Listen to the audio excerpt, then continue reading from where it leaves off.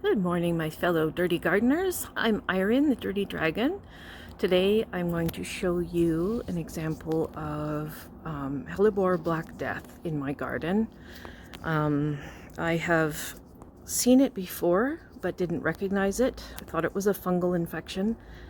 So what I'm going to do is I'm going to walk around the yard and show you some examples of what the healthy hellebores look like and what a fungal infection looks like, and then what Hellebore Black Death looks like. So first I'm going to take you to the other side of the yard. Oh, and frost damage as well is something that I can show you, I think. I'll look around and see what I can find. So I'm going to take you to the other side of the yard and show you a healthy plant. So here's a super healthy hellebore. This one is under a maple tree up there, so it gets a little bit of protection from the frost. But we did get about 6 inches of snow, and we had a cold spell, cold for us here in Victoria. Wind chill went down to -20, which is ridiculous. But anyway, this guy here is looking marvelous, like just absolutely fantastic. There's probably some minor fungal damage on it somewhere, and probably some bug damage, and slugs and shit like that. But it's looking amazing. So that's what a healthy hellebore is supposed to look like. Obviously, some of them have like plum-colored foliage at this time of the year. That doesn't mean that they're not healthy. It just means it's the variety. So this guy is looking really, really good. And then, so that's a healthy one. I'll show you a fungal damaged one. All right, here's one that has some fungal damage. You can see that's kind of splotchy, and it radiates outwards from those splotches.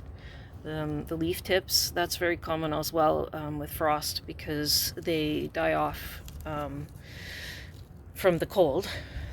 Leaf tips, it's like burning, right? Kind of the same thing. So this one is also quite healthy. You'll see there's lines on the stem there, on the petiole. That's normal in this case. This is just a variety that has different coloring, but it's not diseased or anything like that. It just needs a trim and probably a little spray of some kind of antifungal agent, which I haven't done yet. One that I am concerned with for having Black Death, I'm not certain, but if you look at the lines here, if I can get it to focus on the actual plant, you see those black lines following the come on, focus you. Following the stem there. That's not healthy.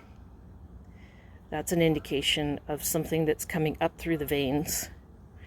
The new flowers, let me see here.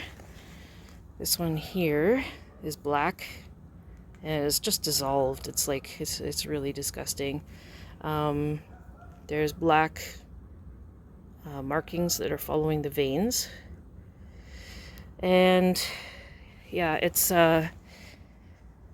just like necrosing. It looks quite different to me than the fungal stuff. There is also some of the frost damage on this one, but this in particular looks to me like Black Death.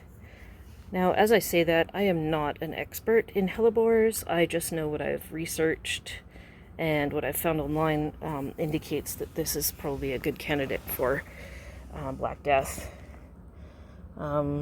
This is all just fungal issues again, right here. That part. And this is frost damage, probably, where it just got too cold and it's turning into mush now. That's not the issue. It's more the black new flowers. You can call that a flower. And then the streaks on the stems. That's it's not good. So I believe that one has Black Death. The hellebore I cut back about 3 weeks ago, I guess, beginning of January, sometime before we had our cold snap. So I took all the foliage off, the old foliage. This is all the new growth. And this was probably the most exposed to frost and snow of all of them. But as you can see, it's looking really good, really healthy. There's a little bit of damage. Some of the buds are a little bit burned and rotting. Let's see if I can just go up close here. That is just because of the cold. They're not like aborting necessarily. They're not coming out looking stunted or gross. There's no black streaks like down on the petioles. There, petiole is the, okay, here's a heuchera right here. So the petiole, oops, the petiole, for those who don't know, is the part that connects the leaf to the stem of the plant. So this part here. This is a better example here. It looks like it's following the pattern of the veins. And then down at the base as well. You see how there it's radiating out along the veins. The base sometimes on these as well, like the right down at the very bottom, can also be black. I've seen that before and I didn't know what I was looking at, and so I cut it back and I treated it for fungus, and it just got worse and worse. I ended up getting rid of it, but I'm pretty sure now looking back that it was Black Death. This one I'm not 100% certain of. It could be fungal, but it's giving me some icky vibes, so I'm probably just gonna turf it or put it into quarantine or something. Another healthy one, although it's been munched on by some bugs or slugs maybe. It's got a little bit of fungal damage as well. Geez, yesterday I was out here and I saw, oh, there's leaf hoppers everywhere, but I saw aphid like skeletons from them molting. Of course now I can't find it to show you guys, but anyway, these guys are a vector, which means that if you see a lot of them on your plants, you should probably treat them, usually with lots, like tons of aphids. What I'll do is I'll just cut it back to the ground because they will weaken the plant so fast. But anyway, that's a very healthy looking one as well. This one was under quite a bit of shelter, so there's no frost damage on it at all, just slugs and shit.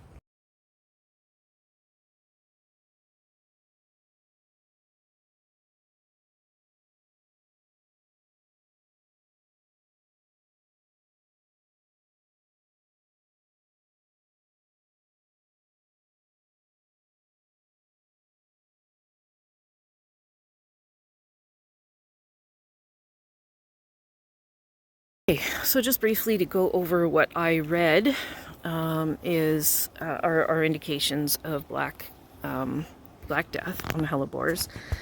There are, it's more like a vein, it follows the veins of the plant because it's coming from inside the plant. So it's necrosing as it goes up the plant through the veins.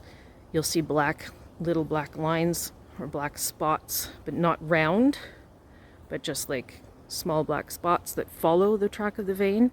And then they go also into the bracts. If you see black on those, if you see black, like black streaks on the petioles, which again is the part that connects the flower or the leaf to the stem. And then if the flowers come out and they look really deformed and stunted and like twisted, like I've seen a couple of them where they come out and they just look gnarly, like they're possessed by something evil. And right now it's very, very wet, so everything is just kind of rotting anyway, especially because we had that cold snap and then it got warm again, and we've had a ton of rain the last few days, so everything that got damaged by that cold is just rotting away and becoming like a slimy mess. But as the season progresses and it gets warmer and drier, the new growth will be more crispy looking, and it will actually look like black, not just sort of browny black and like rotten. So it'll probably be easier to identify as the season goes on. The signs of Black Death tend to show up when the new growth is coming out, and it tends to get progressively worse as the season goes on.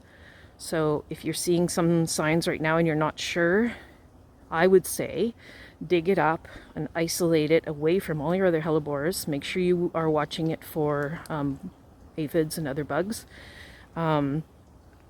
You can try removing any of the dead leaves and flowers and stuff like when I mean dead by like brown or black.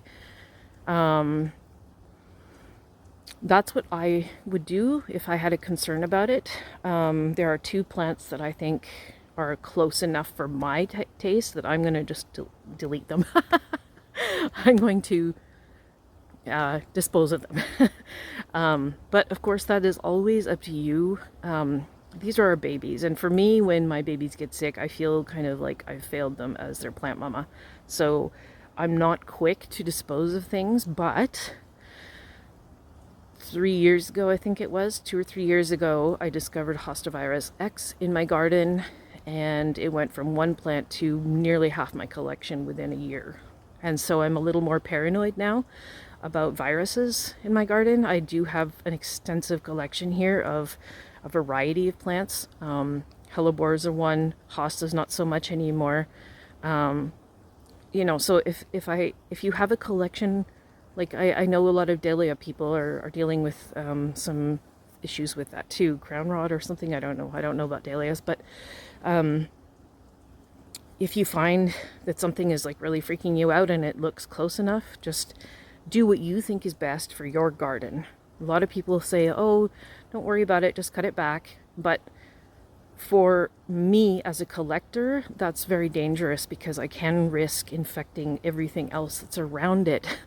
And then it will not be just devastating by losing one plant if it is actually a disease and not just fungal. So my call is always to be more aggressive with the treatment of it and the prevention. That said, when I went through and clipped all the leaves earlier in the January, just now, I treated my clippers for fungal growth. Like I dip them always in between clippings and in between plants in a fungal treatment thing to prevent fungus from spreading from plant to plant, but I did not treat it for a virus. I didn't use bleach or rubbing alcohol or anything like that. So I may have inadvertently spread, if the aphids didn't, I might have done it. So this is another reason why when I see signs that look like they very well could be a very devastating disease, I am very proactive. I'm not the kind of person to make snap judgments in my garden unless more plants are at risk. So yeah, that's my advice, is just do what you feel is best for your garden.